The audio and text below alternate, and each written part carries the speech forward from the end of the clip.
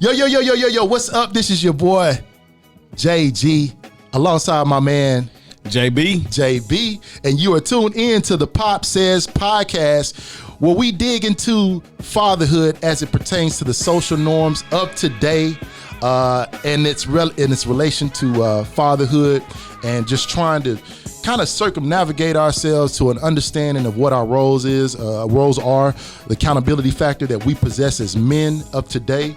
So, you know what, without further ado, man, we just gonna get into today's topic. But you know what, before we do that, here on Pop Says Podcast, I want to tell all my fathers, because I've seen a lot of y'all out here in the real world. I see y'all doing y'all thing, and if I could give y'all a bit of encouragement, be consistent, don't be perfect.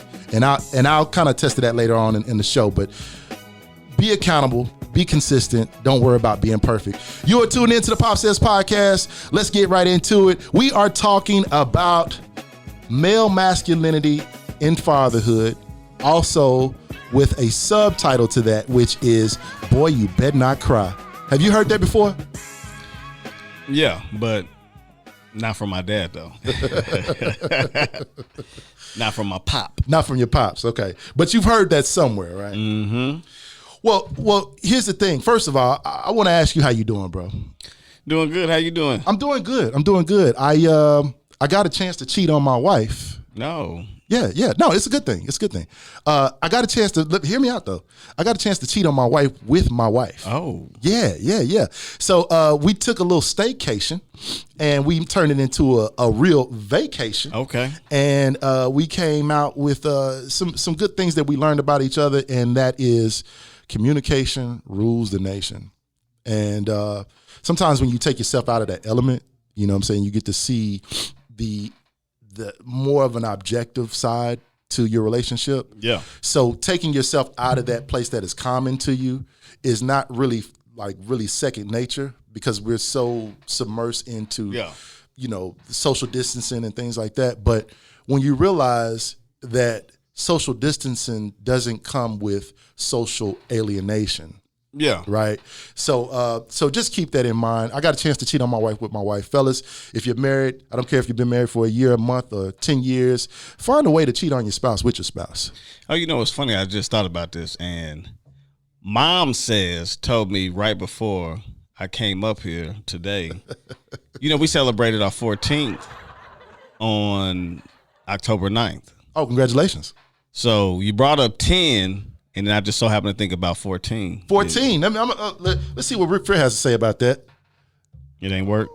Woo. But yeah, so she told me I better shout her out. So I'm shouting out Mom Says. Shout out to all the Mom Says, matter of fact, man. They always say behind every good king is a good queen. You know what? That really is true. It's quintessential or generic as that may sound, because we use that term a lot. But that is true, man. Good energy begets good energy. So it does take a good Mom Says to calibrate a good Pop Says out there. So big shout out to y'all. If I can find the hand clap sound bite, I go ahead and interject that right about now. Oh, wait a minute. Here we go. Good shout out to all you ladies out there, all you Mom Says out there. Right on. So you got back from vacation as well, right?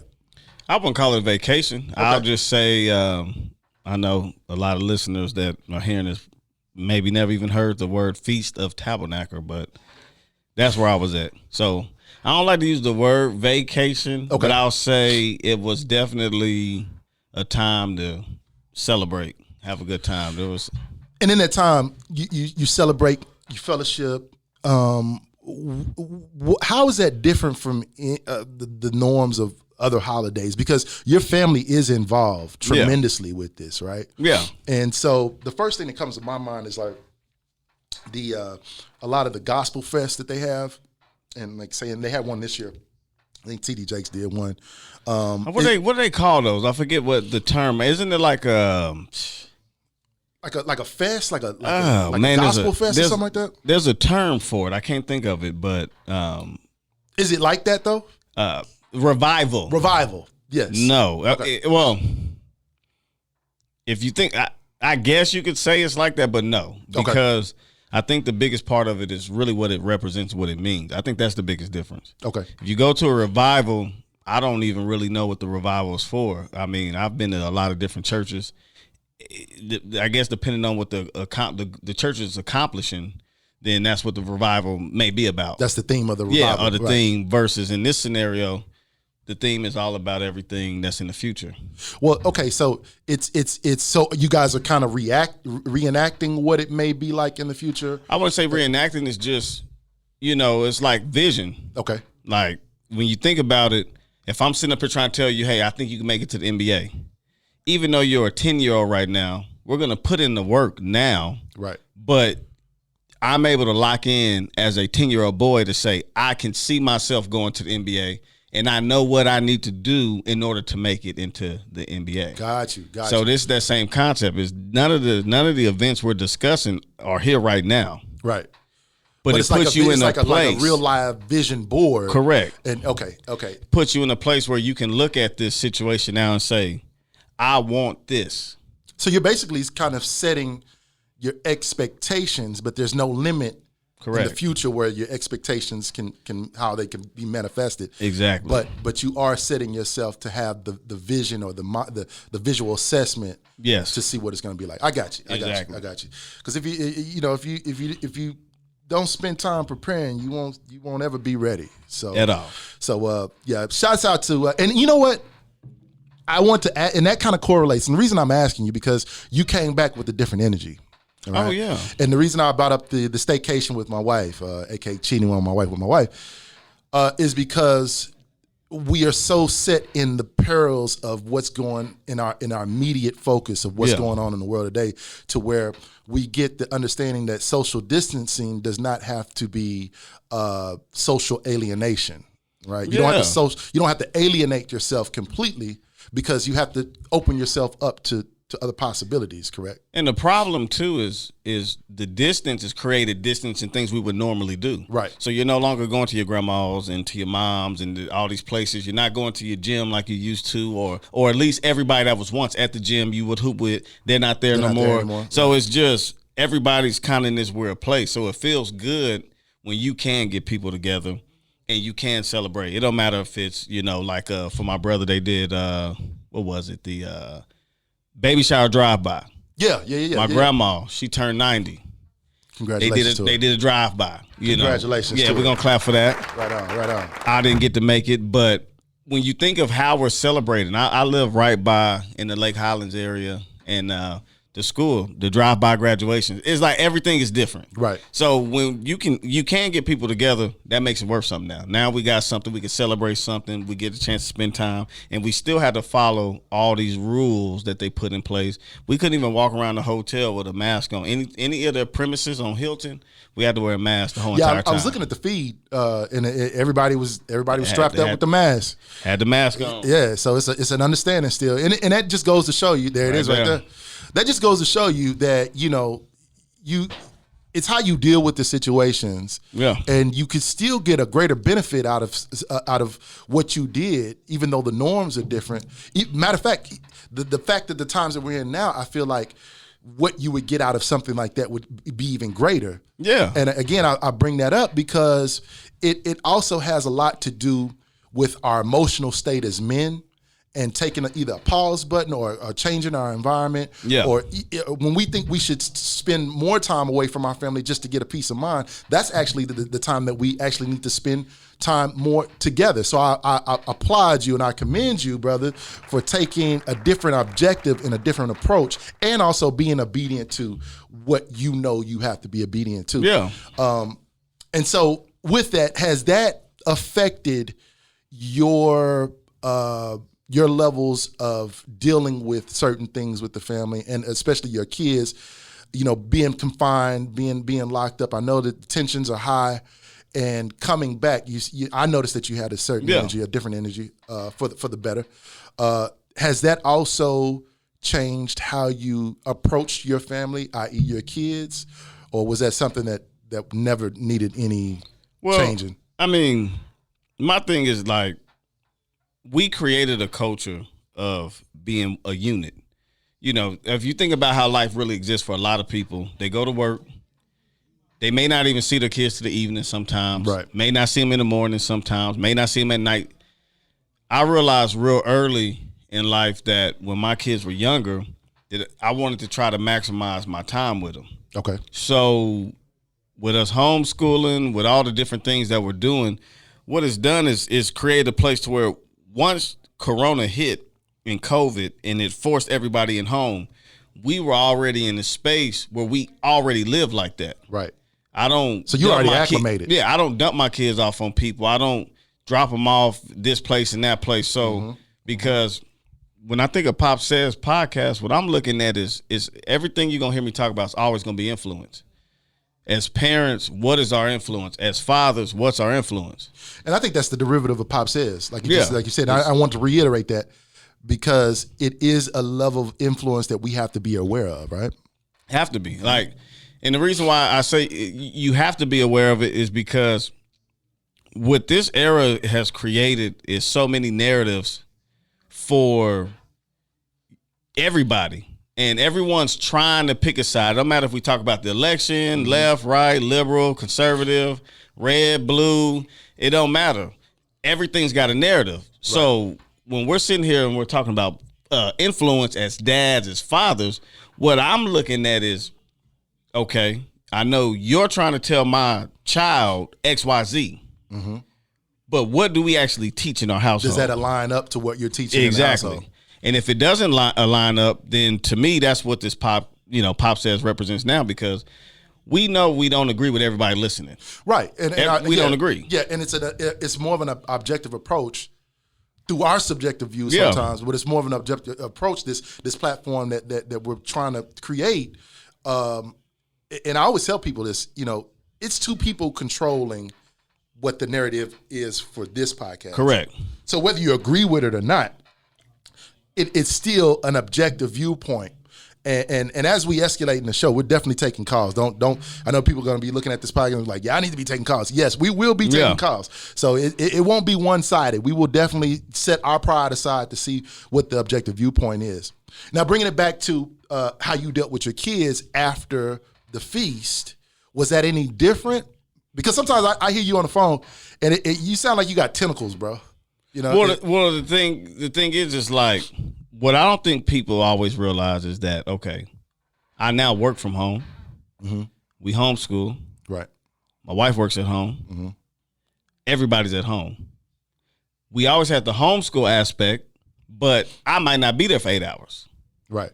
Or even if I go somewhere, you will rarely see me without my kids or my wife. Right. It's almost never happens. And the only time you see me is because in this case, we're linking up to really discuss how we're going to go forward with this podcast. It's business. Yeah. But in most scenarios, I don't go nowhere typically without my family. I'm either at home or when I leave, they leave with me, because I feel like every moment is a teachable moment. It don't matter if we're just driving up the street. Right. Don't matter if we're going to a park. It don't matter if we're at home watching television. I want them around me as much as possible so I can make sure my influence is stronger than every other influence. Right. So if you're with me 24/7, and here's where the problem is. As a parent, we want breaks. Mama wants to go to the bathroom in peace sometimes. I learned the whole world of mothers out there that I didn't know existed, but they can't. The simple things. They cannot go to the bathroom in peace. The baby is just stalking them. And, when we want a break from our kids, indirectly, you're saying, I'm going to give you to something else. Right. I'm giving you off to something. Yeah, I'm tagging somebody in. Whether that's the iPad. Right. Their friends around the corner. Right.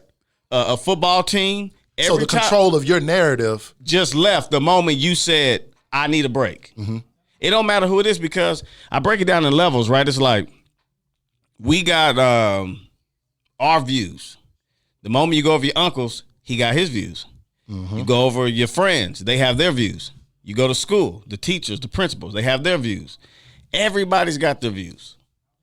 So if we sit up here every single day pawning our children off on different people, then all you're basically allowing is more influences to come into play for your kids. That's it. And so to me, I protect influence.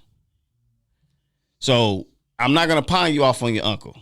I'm not going to pawn you off on this person, that person. I would just rather you spend time with me, and we teach, we learn, we grow, we laugh. But everything, because I homeschool, so I view every moment as a teachable moment. Right. I'm their teacher. I'm not just the math teacher, the science teacher. I'm the life teacher. You know, I'm everything. So I don't never not see a moment that I can't teach them something. There's never a moment. So basically, what you're saying, and I'm taking this in a mad consideration. We have to condition ourselves for our children to be in our lives. And a lot of times we think we got to be in our children's life, but it's like we said, subjectively, we're thinking, okay, we just need to be around our children. No, we need to make sure that even if this is what I do too, even if it's for me going to the corner store. Yeah. I got to grab one child. At least one. Come roll with me. Come roll with me. Yeah, come roll with me. We're just going to go up the street real quick. Especially when they're older. Like, especially you got an older son. All right, just come roll with me real quick. We're going to grab something. Like, that moment is still a moment I could bond. And then sometimes it's just doing stuff they like to do. Well, and you know, I watch cartoons with my kids. It's not like it's just all about me, but I may introduce them to something they've never seen. I might show them a TV show from when I was 8. It don't matter. It's just, you got to be creative with coming up with new stuff, or you're going to get bored and your kids going to get bored. So in the notion of our masculinity, yeah, and the fine line that I feel that it has between aggression or any type of negative connotation. As a kid, I remember looking at black fathers and being like, he looked like he can whoop somebody's tail. You know, he looked like he can cuss his kids out, or he looks like he could punish his kids real well because of the type of narrative that we've always had about black male leadership in the family, is that black male leadership is more dominant, it's more aggressive, it's more in your face, it's more devil may cry, all for the benefit of a tough love aspect. Yeah. Now, is that something? And I kind of attribute that to generations of understanding passed down, whether it be the lack of fatherhood in the black community from day one, right? Yeah. Or for me, it was because I had my father in my life. It was trying to identify with other kids whose dads were like my dad, and I used to think that my dad was the only Vietnam vet. He was the only get it from the mud black dude that I had in my life, and I thought it was a hindrance because at that time there was half of us that had fathers and half of us that don't. Looking at my son's generation, I guess that's generation, or it's the millennials. Gen Z. He's Gen Z. Or Gen Z. No, he's a millennial. Millennials are up to, I think, 91. Yeah, but he was born in 99. Yeah, that's way late. That's Gen Z. Oh, you saying it stops with 91? If not 91, definitely 94. Okay, so you 94. Right. Okay, so with him being Gen Z, there's a lot of fatherless young men out here, right? Yeah, there's a bunch. And so now that's more of the social norm than anything. I'm not telling you anything that you don't know. But what I'm saying is our generation, we came from a demographic of kids boys who either had fathers, stepfathers, or single mothers, right? Yeah. But at least they had an example. Like, so when I would go home, be like, man, I'm about to get my butt tore out the frame, man. Like, I really don't want to go home. I always had a pot and be like, man, I ran away from home last week. Don't do it. You know what I'm saying? Like, you only got, that's what, you know, it always came back to the reiteration of what the seed of the parent and what they planted. So it's kind of like my friends never talked me out of like, yeah, I think you should, you know, yeah, bump him, you know, forget what he's talking about. Now it's more like, man, forget what your parents talking about. You know what I'm saying? I ain't got no daddy and I'm fine. You know, so it was that, it was seeing that. And once I realized that, you know what, I'm not the only person who has a father that's quote unquote crazy, Vietnam crazy. But see, I think with what you just said, I think that this generation in general has lost respect for elders, authority, all of it. Because even if I didn't have my dad. Right. But there was still a certain amount of respect you paid, you know, by saying Mr. Yeah, sir. Mrs., sir. You know, these things were still incorporated in our everyday lives, whether it was your grandpa, your coach.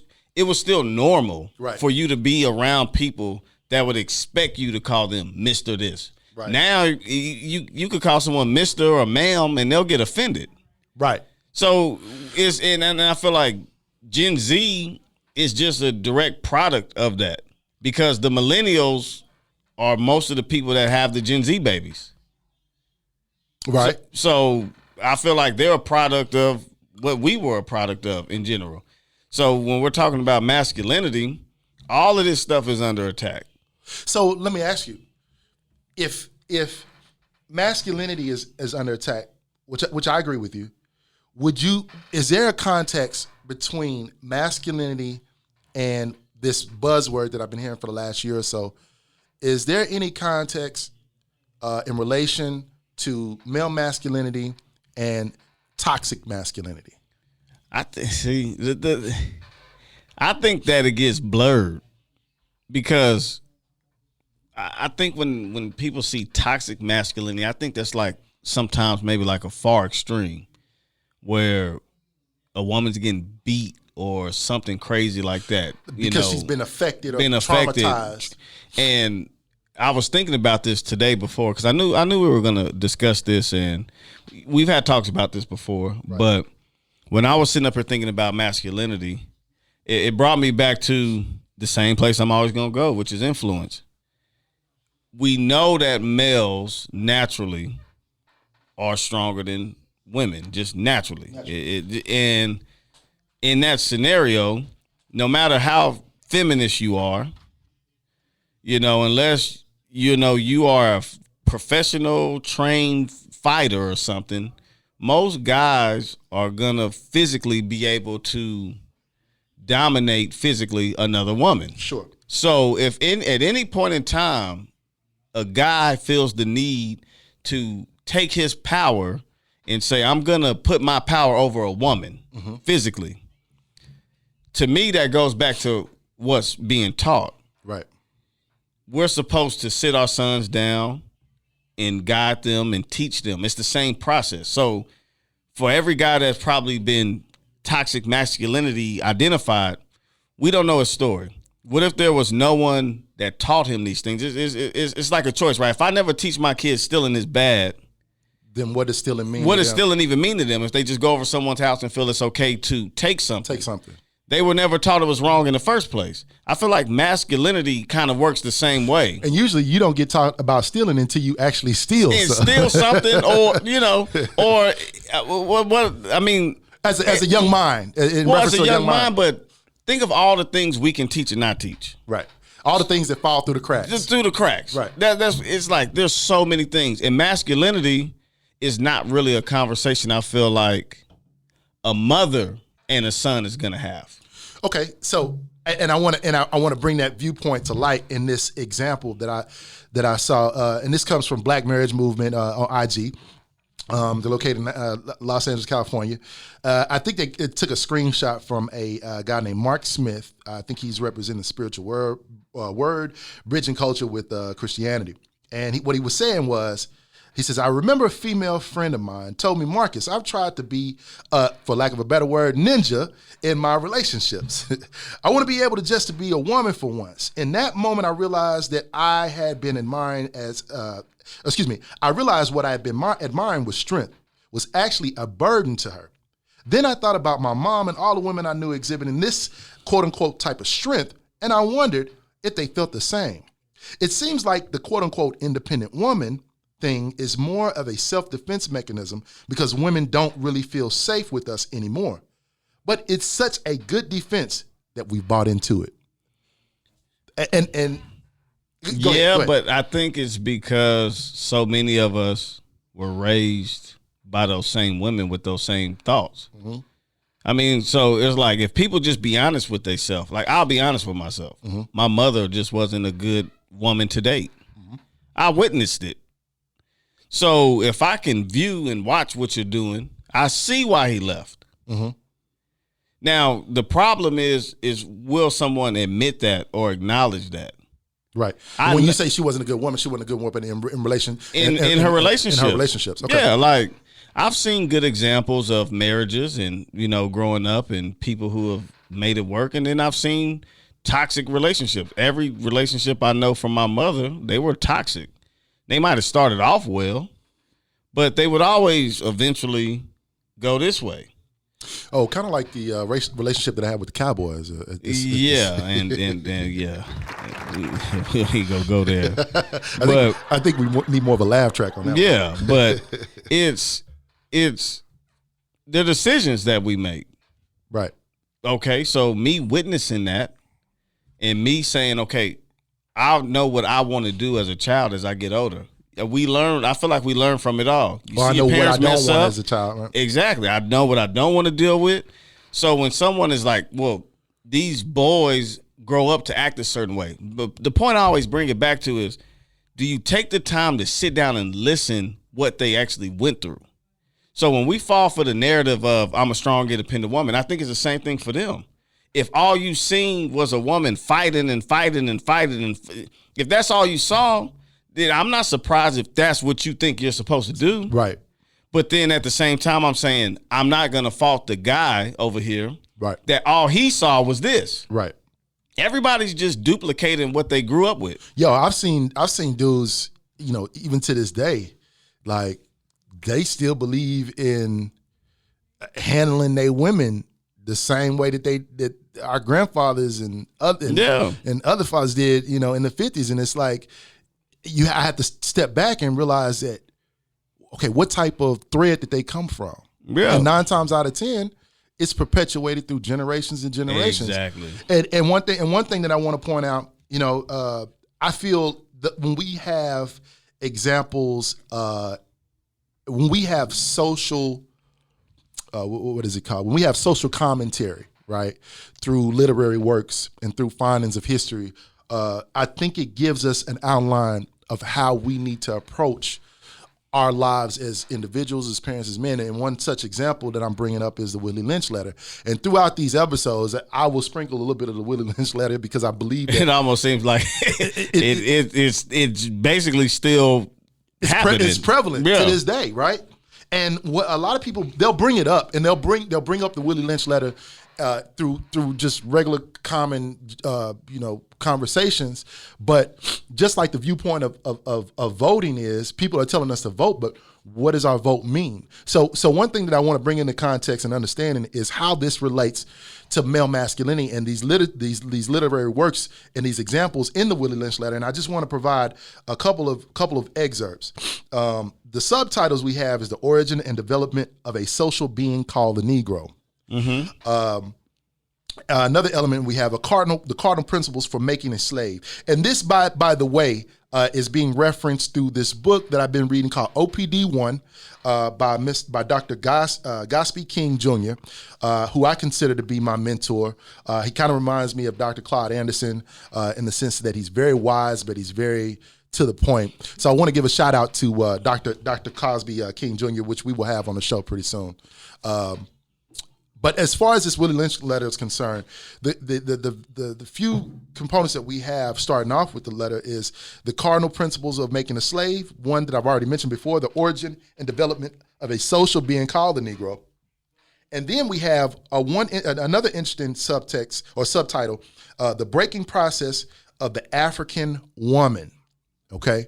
And that kind of reminded me what you said, because if that's all you see in your environment, if that's all you see being perpetuated in your environment, then that is your narrative, right?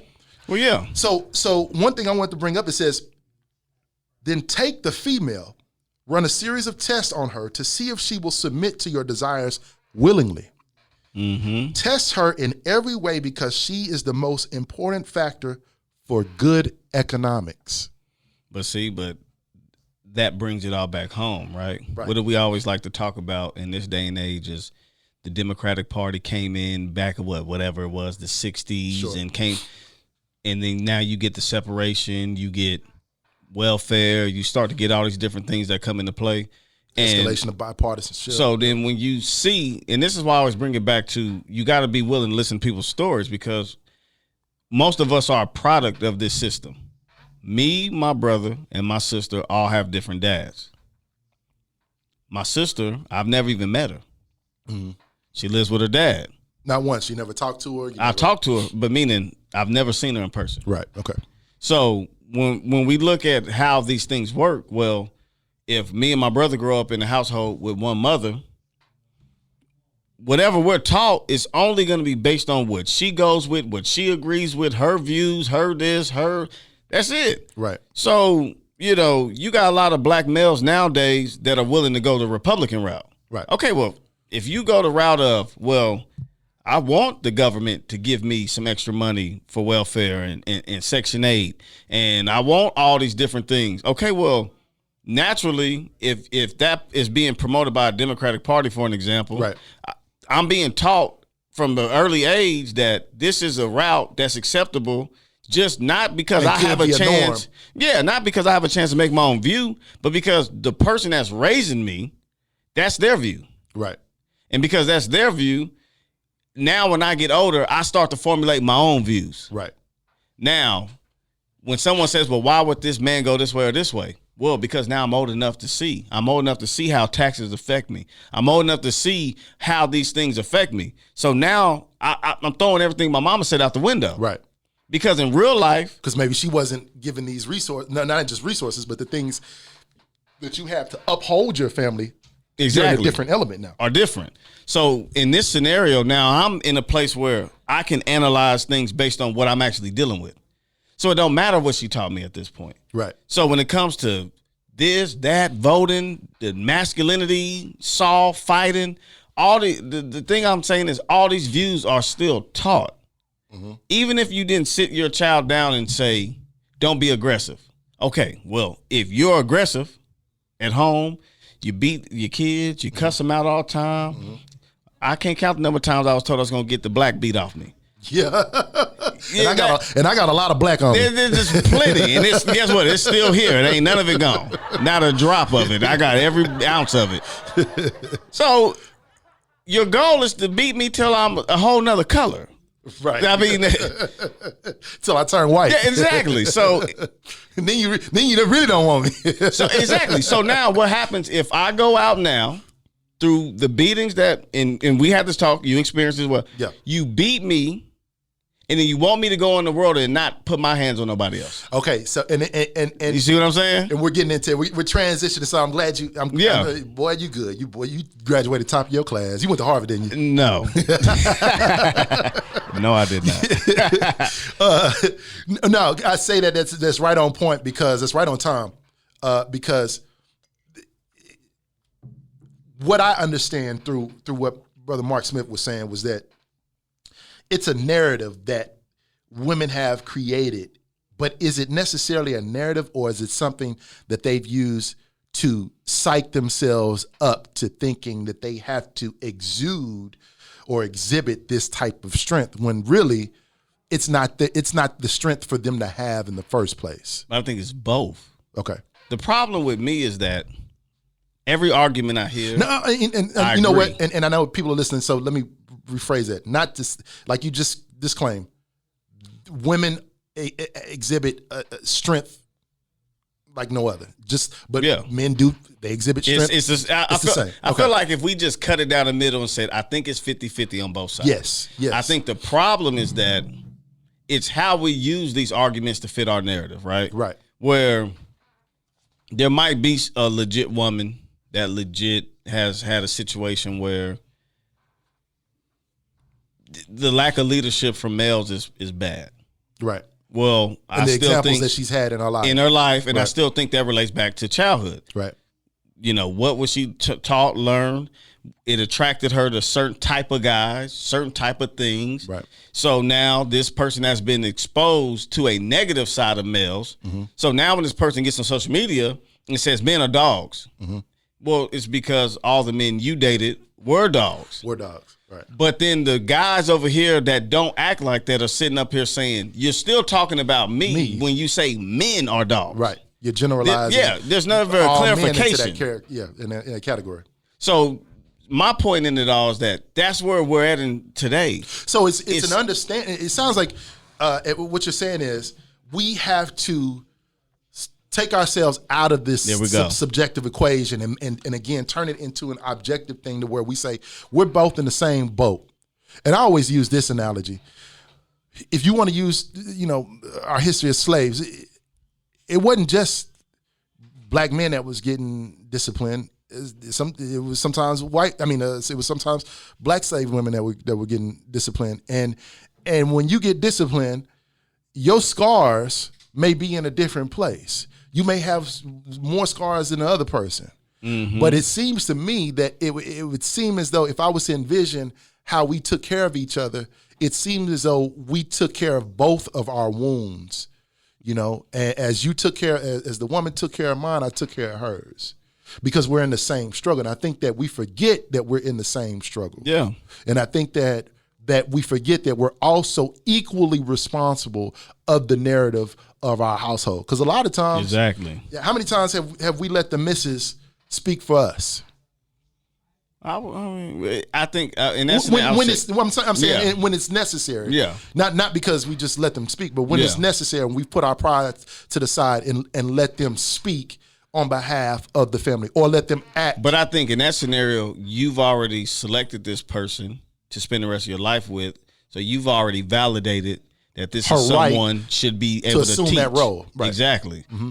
But when you pick wrong, you get wrong. Yeah, exactly. So now she's teaching, or he's teaching stuff that's gonna mess the child up. Yeah, let's get a small applause for that. Right there. So to me, it becomes a scenario where how we're raised, it affects everything. Like who you become, how you treat people, all these things matter. And when you're talking about masculinity and people getting angry at it, right? What is the guy? It becomes one of those things where, going back to what I said. Okay, so if I've been beat, mm-hmm. now you want me to go into the world and not exhibit the same behavior. So this is what I want to say. I'm glad you said that in, because for the people who don't know me, don't know my story. I've been with my wife for a whole, my mom says, for a whole 21 years, as long as my son has been in this world. I grew up raising my son. I grew up raising my daughter. There's no outside influences. There's no stepfather, no disrespect, or respect to all the stepfathers out there. Respect to all the co-parenting families out there. But I was fortunate enough to have a grassroots foundation with my family, right? Yeah. And I consider that as a blessing. The one thing, and we all had things to learn as a family, but the way my father disciplined me was extreme. I'm not gonna say, and maybe there's just things I have to deal with psychologically and emotionally for me to look at them another way, but I will say they were extreme. They weren't. Some may say they were abusive. Some may say that it wasn't all that harm done. But for me, as it affected me, it put me in a situation where now that I have had a son, I thought that whatever I was doing that my father did, that I mirrored or mimicked, would be a proponent to my son's success and his advancement or trajectory in life. I felt that if I spoil the rod, I would spare the child, which is, I still believe that. But what I learned most of all, my mistake was that I was conditioned to discipline out of an emotion. Yeah. Whether it be anger, whether it be, well, most of the time it was anger. It wasn't. If I was depressed or sad, I would never take that out on anybody. I had to deal with it, myself. But when it came to my anger, I had to understand that, yes, I am angry that you did something against my protocol, against my rules and regulation. But I also had to step back and learn what were some of the disadvantages that I had from my dad not being rational as I would like him to be. Yeah. How close would we have been had he adopted a form of rationality that was conducive to our relationship? So as he was stagnated in that aspect of fatherhood, so was I. Mm-hmm. So, and I guess that's where the sins of the father rest upon the son, because whatever the father didn't figure out, then it's left over to the son to figure out.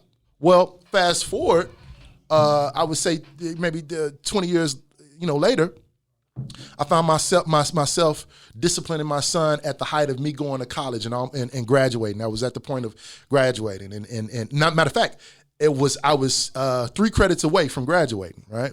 And that's a very stressful time. You got tests, you got dissertations, you got all that other stuff, right? Annotated bibliographies. I hate that word. But you have all these things, all these components, and then you have to maintain a roof over the house. And then you've got to maintain your position with mom says, right? So with all those components and variables being a factor, there was things that were missing when it came to me disciplining my son in the most evident or the most effective and efficient way. I thought there was only one way, and that's to go in and go hard and make sure it hurts. You know what I'm saying? Because if the more it hurts, he won't understand that. But your love is exuded through the pain. And again, I'm all in favor of corporal punishment. I'm all in favor of spankings. What I've had to learn that I'm not in favor of is perpetuating the emotional output through the physical disciplining. The moment I get mad, that's the moment I need to be in conversation with my Heavenly Father, or that's the moment I need to be in conversation with my wife or somebody who's been through that. You see what I'm saying? Go ahead. But see, in that scenario, that's what probably would be viewed as toxic masculinity. But when we talk about your story, which we've discussed it rooted from a place and you just carried it. I carried it on. And let me I need to wrap up the story. What happened was when I disciplined him, he had welt marks on his body. Okay? Now, how many times have you got that second layer of skin whooped off of you, switched off of you, the extension corded off of you, and went back to school? Oh, yeah. And like nothing happened. I remember my dad used to pick me up from Miss Askew's class. Shout out to Miss Askew. Man, I think we all knew Miss Askew. There's an Askew and Miss Askew, and everybody's like, and she was hard nosed. So she was like, she had my dad's number pretty much on virtual speed dial. So he would come up. It was like they had an operation going. I don't pick him up and I bring him back to class before it even ends. You know what I'm saying? And I would have like you could tell I had like cross stains and crop marks and I had ashy welts all over me. And she would look at me like, okay, did you learn your lesson? None of that, hey, we need to take this to the board. Not 2020. Hey, when they saw them whelps on my son, it was like layers being peeled back. And the funny thing was, at that time, it seemed as though everybody who had some bit of input or investment in my rearing as a child, all of a sudden, and these are family members. Shout out to my family members. I love them to death. But it was like I was now Frankenstein. Oh, yeah, because, I'm sure that you know what I'm saying? You're beating your kids. You're probably the worst person on the planet right now. I was the worst parent on the planet. I'm looking at these people like, this is what I learned from, I thought that this was what you wanted me to do. This is what I learned. I thought I was a better person for it. I mean, come on. How many of us got whooped with extension cords? That extension cord, when it wrapped around your arm, when it let go, it's like it ripped the skin right off. Right. Of it. It's reminding you that it's an extension cord. Yeah, that extension cord was nothing to play with. I'm pretty sure everyone listening, now I ain't gonna say everyone, a lot of y'all know that grab, when that extension cord grabs your skin, it's taking some of it with it. Yeah, you get one of these. It's coming. So, and it's probably even some of the people that were like, well, probably was whooping their kids with extension cords. Right. So yeah, and that's the thing. It was kind of like, now that you're the odd man, now that you're on display, you're the example now. Mm-hmm. And I remember one time I let my son go to a pool party. Again, this is how oblivious I was to the order way things work in this new norm of society or whatever, right? It was like somebody approached me and be like, "Are you abusing your child?" And I'm like, "No," because we were gonna call the people. I was like, "Look, I just came from jail. There's no need. They've already taken care of that. I'm going through $1,000 worth of classes that I got. I'm going through $1,000 worth of probation. You know what I'm saying? I got to take drug courses because they found a 12-pack of beer in my refrigerator at the time they detained me, which they cross-examined my son and my daughter without my consent. Mm-hmm. So just as much as you think that you're in the wrong, there are powers and principalities that are just as much on the wrong side that want to make themselves look as though they're the good alternative. But the one thing I will tell you that I learned from it again was that anger is an emotion that can work for you or it can destroy you.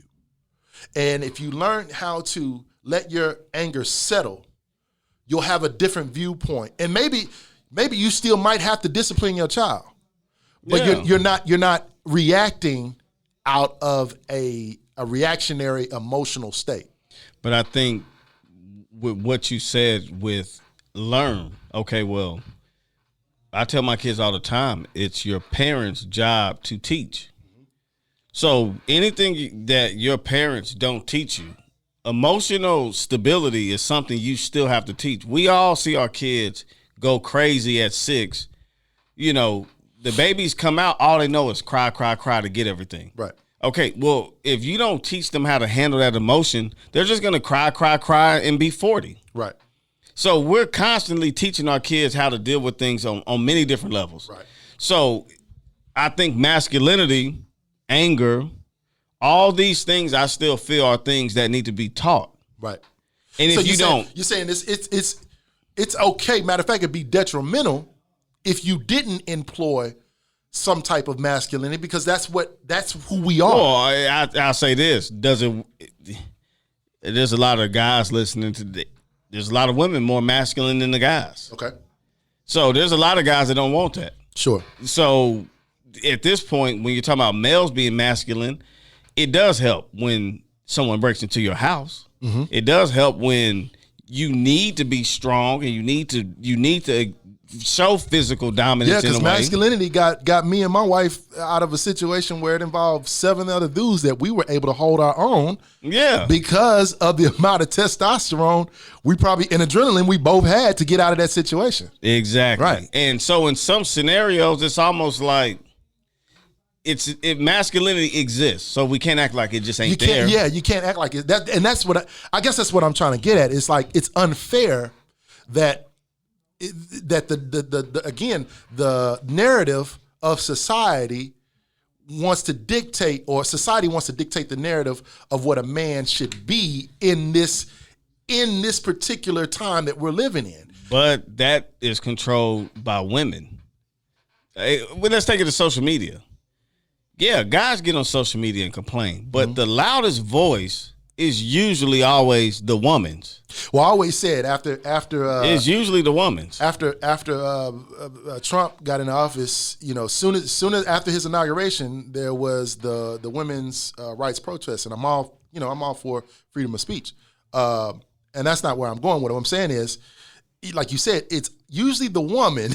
And like this, especially if anybody that's married right now, get into an argument with your wife. Right. See how it goes. Yeah, right. Just any random listener right now, argue with your wife. You will lose. And they will fight you to the end. Say it again, Ric Flair. The fights will never end. So I feel like women are always ready. Right. Always. Right. So if you're looking for a debate and an argument, you can start one up with a woman any time of the day and they'll be ready. Right. The thing, what I'm saying is that in that scenario, it doesn't mean that we should be arguing. I'm just saying that if you're dealing with a narrative that's against men, yeah, the loudest voice is going to be the woman that feels like she's being attacked by whatever that masculinity is more of a male thing. Yeah, because I know a lot of times I find myself in positions where I'm talking to the ladies in the house to where it's almost like, how many eggshells do I have to walk on? Exactly. You know what I'm saying? And like with my daughter, we have a very open type of communication. Now, my daughter is a lot less vocal than I was at her age, and I understand. She's more of a soft-spoken individual, but when she speaks, people listen, right? So that is a quality. But every time I've told her something, I never realized how aggressive my tone was. It's just what I'm used to. Yeah. We could be talking. We talk to each other, and sometimes I'm pretty sure people think that we arguing. Possibly, but I get it too. I'm like, I'm talking to my daughter, and she thinks she in trouble. All of a sudden I see tears rolling out. I'm like, whoa. Where is this coming from? Like, what did I call you? Did I call Didn't you even somebody? you just say, right. come here. And they're like, ah. Right. So, and again, it's a compromise in the household. So I don't mind compromising how I approach you, because I always believe that communication rules the nation. And I also believe that communication is not a one-way street. So how you receive it is how you will now, go about and manifest what I ask you to do. So you might have a better attitude if I say, hey, I noticed your room was messed up. It's kind of getting on my nerves. I told you about it last week. I'm not gonna make a big deal about it, but I would like you to have this done by 3:00 today. Can you do that? Or do you have any other things that exceed that or are precedent more importance over that? If not, we can do another schedule tomorrow if that's okay. Yeah. Hey, I know I want the dishes done every day. I noticed that you got homework going on. I really want these dishes done tonight, but you know what? Worry about your homework. Make sure though you get it done tomorrow. If not, communicate with me. See, that's what I'm trying. That's what I've been trying to implement into the household, establishing my dominance, establishing, still not negating my masculinity, because I'm not going to approach you like, hey, I just want you to, you know what I'm saying? No, you're going to take me as I am because I take you as you are. But I also understand that there is things that might kind of perpetuate a better understanding. But here's what's funny. You bring that up. Is the moment that they expect you to be masculine and you're not, you get respect points taken away from you. Oh, yeah, especially when you're in situations where it could easily go from life to death. Exactly. Oh, all of a sudden, now you got to die. And see, that's what I'm saying about the viewpoint of male masculinity is we got to be willing to die. Right. And see, the thing is, we already know we're expendable. Yeah. When we hear a ruffle downstairs, who's the first person that's getting up? Cocking the Glock or cocking whatever you got, or picking up the bat. Who's the first person on that assigned duty? Exactly. Now, if we want to reverse the masculinity, then you go get up. You go. But we know already you're gonna, because even in that scenario, even if I'm a smart person, I don't want to be the first person. I don't know what's down there. So a smart person is not gonna jump for that assignment. Right. But we don't have a choice. Right. Matter of fact, this is how I think. Like, okay, let me make sure that the upstairs is good. Yeah. Because they got to come upstairs if they want to harm us. Exactly. Right. Y'all get to a safe location. Maybe get close to the window, and in case you got to jump out or something like that. And I'll hold down the fort.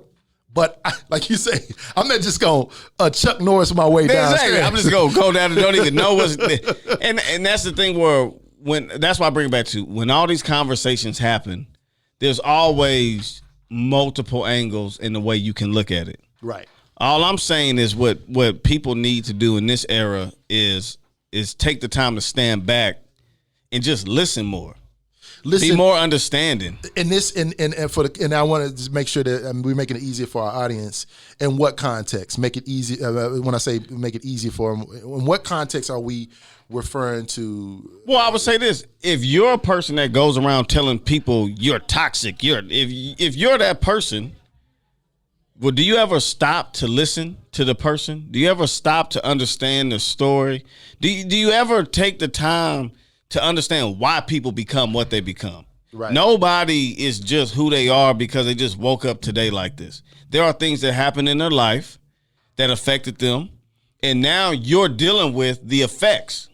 So if you're not going to stop, like I don't go around calling people toxic. I don't go around giving people labels. Right. So I don't feel the need to give people titles because I allow everybody to tell their story. Right. I want to know why. Okay, you went to jail. I'm not gonna just go say, man, you a messed up man. You this and that. What happened? Right. What got you to this point? What got you to this? Right. How you get to this place? What was your childhood like? I'm gonna sit there and talk with the person to understand. I'm not just gonna say, oh, you went to jail. You went to prison. You're a horrible person. Oh, you're a felon. My mama was a 2-time felon. Right. My mama. My mama was a 2-time felon. Mama want to be a thug. So the thing I'm just saying in general is if you don't allow people the space to say, okay, my bad, I did this, but this is what led me down this road. Because most of the time you deal with it's usually who you're dating or it's your friends. Right. You already know your family. You already know your cousins, mama, that's your aunt and all. But once you get outside your family, you meet a girl. Well, whatever it is, she's not going to tell you that when she was 7, she was molested. That ain't just going to come out. Yeah, that's not going to be the focal point of the conversation. And then... Or the icebreaker. That led her down a certain road. Right. So now she's down the road. Well, that stuff doesn't just come out. Someone's not going to tell you they were adopted at 12, bounced from house to house to house to house, homeless at 16. They don't just tell these stories. Right. So now you're telling that same person that went through all those things, was never taught certain things, and now you're just reaping the benefits of it. So you're saying to get a better understanding, we also need to take in consideration what was the starting point? How did that come to be? Understanding how that person is made. And I'm talking in relation to fathers and mothers in the home, because that's what we dealt with as far as between me and my wife. She was raised a certain way. I was raised a different way. You know what I'm saying? So, and the fact that we did, I don't understand why we didn't consider these things at first, because if we did, it would have been a whole lot easier. If she would have just asked me, not to say that I knew that she was supposed to ask me, I didn't. But if she was to ask me, where did this start? But a lot of times it's stuff we just learn as we grow. As we go. We right. just learning. But what I'm saying, we don't think enough to hit the pause button and be like, okay, if this is an issue now, if the fact that I thought I was being a good father and now I'm in jail. Exactly. Now I'm being away from my family. I got a restraining order. Now they're cross-examining my wife to see if she's in an abusive relationship. Now they're talking about trying to take my daughter because they think that she's being abused. Exactly. And it's like now my wife, she's not looking at me crazy.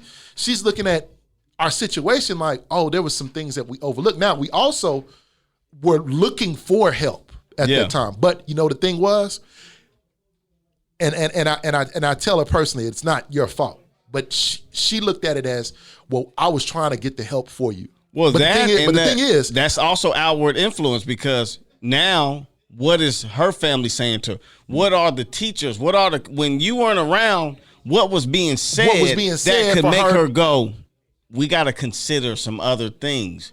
Well, and that's the thing. It was the things that she saw in me in relation to how I was rearing the kids. Yeah. But it was like, I don't have any answers for this except what I know as a mother. So I know he needs help. Mm-hmm. So as she was going to get help, the other thing about it was I didn't know she was trying to get help at one time. And so we weren't in sync with, okay, we think you need help. Do you need help, JG? Yeah. Yeah, I guess. Okay, well, let's get you some help. It was never that. It was her trying to freestyle it and figure out on our own when she wasn't the one directly dealing with it. She was the one that was getting indirect contact, you know what I'm saying, and residuals from what was going on. So shout out to Mom Says, my wife, who, and a lot of wives and a lot of husbands, they are seeking and understanding. But anyway, hey, look, I know we are running out of time. We could talk about this subject all day, but in this show, we want to pinpoint, after every show that we do, we want to hit a father's focus, right? Father's focus, right? And that's where we just kind of recap and say, okay, if we got homework, this is what we want to do. So the things that I gathered today as far as male masculinity and fatherhood, you better not cry. One of the takeaways that I got from you earlier was that we need to condition ourselves for our children to be in our lives, not the other way around. Because when we think that we're trying to be in our kids' lives, that's what we take. We take it at face value and be like, okay, I'm present, I'm here, I've done my job. But when we take the time to consciously be consciously aware of our time with our kids, when we say, come take a ride with me, whether it's down the street, this is what we implore you fathers to do this coming week. So I don't care if you're going to Home Depot, I don't care if you're going to get the mail, bring your child with you, because your children are not, your family is not a job and it's not a shift, right? And we need to stop treating it like that. So what I want y'all to do is try to condition yourselves to including your children in some of your day-to-day activities, whether it be great or small. Another thing is that when it comes to masculinity, we all exude a certain type of level of strength, but we also have to be respectful of who possesses what strengths. And we also need to be aware and commend each other for correctly using that strength when it comes to pop says and mom says. I'm talking about mom and dad. So, excuse me, these are the things that I want to employ for us. This is our homework to do, okay? Be conscious of your kids being in your life. Force yourself to make your kids be a part of your life. Number 2, identify your strengths and see how they complement you in the relationship that you're in, and see how your wife can complement the relationship that she's in with you. Other than that, man, hey, y'all be bold, y'all be men, y'all be great, y'all be families, love one another, and most importantly, Pop says, hold yourself accountable. I'm Jai-Ghee, alongside my man JB, and this is the Pop Says podcast. Right, you better say that. You know what? Also, I forgot to do this. Big shout out to Big E. He started. You've been a part of this boogie movement for a long time. I say this like it's present, but you helped harbor in a lot of culture in the, I would say, early 2000s, right? I really say you can even go before that, right? Late 90s. Before long before the Dougie. Before the Dougie and all that, right? You could probably go late 90s. Okay, so I want to give a shout out to you, brother, for what we see today. We see the kids dancing. We see, it's good to see. I'd rather see my kids dance than to pick up a gun or try to pimp and pander they black sisters and women out here. So for that, everybody that's perpetuating an energy and a vibe and a culture for the better, I applaud you, and I want to applaud my man Big E for providing the music bed that we're using for our show, and also for any promotional items that we may have. Big shouts to Big E. He created the My Dougie beat, as well as other boogie movement types of delectables out here in Dallas. So he is definitely a pioneer. I salute you, brother. And with that said, man, I love you, JB, man, and we will see y'all next week here at the Pop Says podcast. You better say that. We're gonna ride out with this beat right here. Let's see if we can get it going.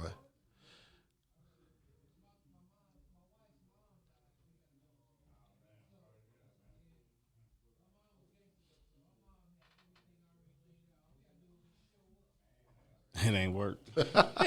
Hey, look, this is our first day in this studio. Our first day in the studio, and I want to give a shout out to Mark, man.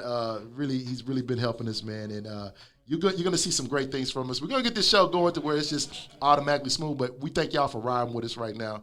And if I can't play this beat, then we'll just ride. That's what it's looking like. We'll try to ride out for next week. But anyway, y'all be blessed, and shouts out to all my fathers, all my moms out there on the Pop Says podcast. Out.